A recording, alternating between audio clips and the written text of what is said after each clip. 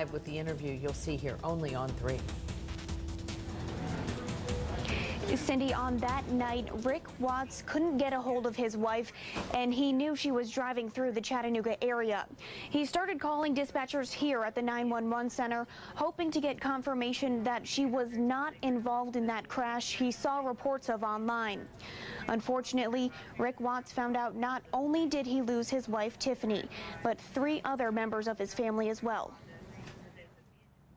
On June 25th, Rick Watts' life changed forever. It was the worst night of my life, but then and I wanted to know, but when you get confirmation, it just goes into the worst day of your life, the next day, and the worst week, and the worst month, and it's a battle. Watts' family was involved in a crash near Exit 11 on Interstate 75. 6 people died, and several others were injured. Watts read online that a tractor-trailer slammed into stalled traffic. He called local authorities for answers. I didn't even know there was a wreck until I looked on the website. Okay. Can you tell me what kind of vehicle she was driving? His wife, Tiffany, and her mother were on their way back from the Atlanta airport. They had just picked up Tiffany's 2 daughters for a 6-week visit. All 4 died in the crash.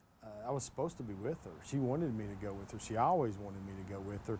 4 months after the crash, Watts says he's continuing to take it one day at a time.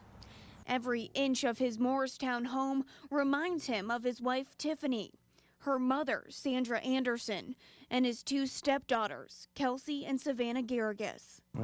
We would have just celebrated our 2nd anniversary last Wednesday. Got married standing barefoot on the beach in Key West, Florida. It was awesome. Watts says every part of Tiffany's life was a celebration.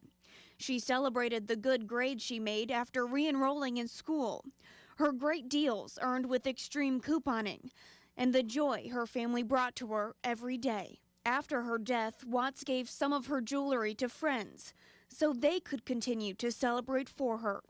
So they tell me all the time, they'll put something on Facebook and they'll say, hey, I took Tiffany to the beach with me, and they're wearing an ankle bracelet. Much of Watts' healing has been accomplished through faith, by following his pastor's advice to let people in, not shut them out. Watts says he's coming to terms with the facts surrounding the crash. I thought it was a really, really bad accident,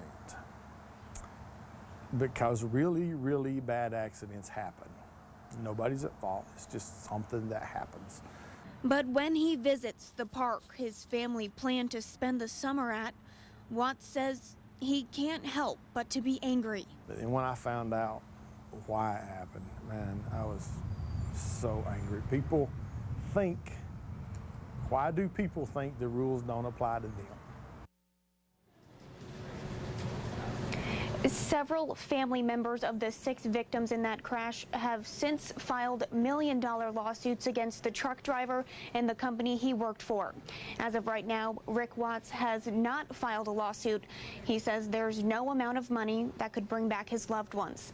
Live in the Hamilton County Dispatch Center, Kelly McCarthy, Channel 3 Eyewitness News.